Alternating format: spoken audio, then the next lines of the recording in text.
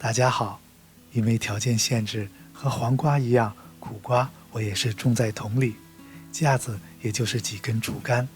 虽然条件艰苦，但修剪苦瓜却不能省略。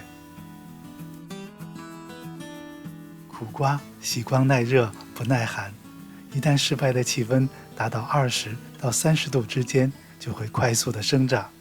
而且苦瓜的生长特点是侧蔓出的非常多，所以我们一定要时常注意修剪。老园丁曾经告诉我，苦瓜留蔓要留一主两侧，就是上架之前留3条蔓，1条主蔓，2条侧蔓。我就老想着一主二谱这个词，以后就记住了，再也不会忘记。苦瓜在上架之前往往就会开花，甚至挂果，所以我们留蔓时一定要注意留下有雌花的藤蔓。这些都是苦瓜的雄花，只有细细长长的花柄，而雌花我们就能看到，在花托的后面会出现小小的果实。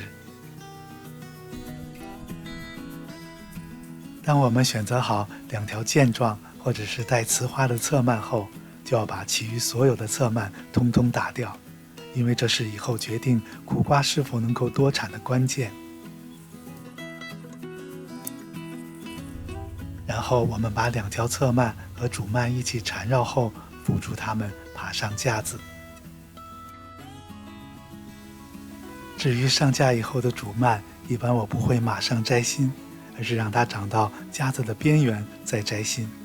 但有种情况例外，就是主蔓如果在上架之前还没有出现雌花，这时候我们就可以考虑摘心，因为往往主蔓后边延伸的枝条也不会结果了。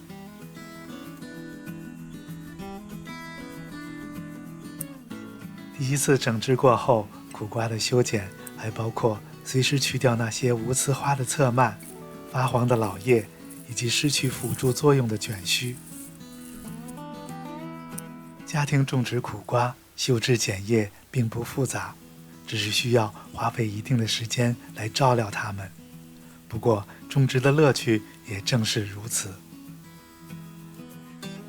感谢您的收看，我们下期再见。